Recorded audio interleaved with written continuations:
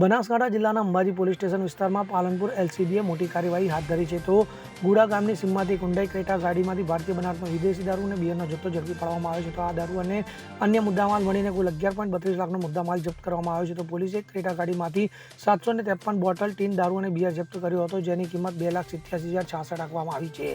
દારૂની હેરાફેરીમાં વપરાયેલી ક્રેટા ગાડીની કિંમત 8 લાખ, એક મોટરસાયકલની કિંમત 25,000 અને 2 મોબાઈલ ફોનની કિંમત 20,000 પણ જપ્ત કરવામાં આવ્યા છે. તો આ કેસમાં 2 આરોપીઓની ધરપકડ કરવામાં આવી છે. તેમની ઓળખાણ મહેસાણા જિલ્લાના સતલાસમ તાલુકાના બેડસમા ગામના રહેવાસી 27 વર્ષીય સ્વદેશી ગેમરસિંહ ચૌહાણ અને 23 વર્ષીય કુમારસિંહ જગતસિંહ ચૌહાણ તરીકે થઈ છે. આ બંને ખેતીનો વ્યવસાય કરે છે. આ ઉપરાંત નાસી છૂટેલા અન્ય 2 આરોપીઓ તેમજ દારૂ ભરાવનાર અને મંગાવનાર તમામ વિરુદ્ધ અંબાજી પોલીસ સ્ટેશનમાં કાયદેસરની કાર્યવાહી હાથ ધરવામાં આવી છે.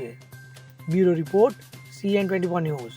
હવે જુઓ દેશ દુનિયાની તમામ ખબરો તમારી આંગળીના ટેરવે. ઉઠાવો મોબાઈલ અને Google Play Store પરથી ડાઉનલોડ કરો અમારી CN24 ન્યૂઝ મોબાઈલ એપ.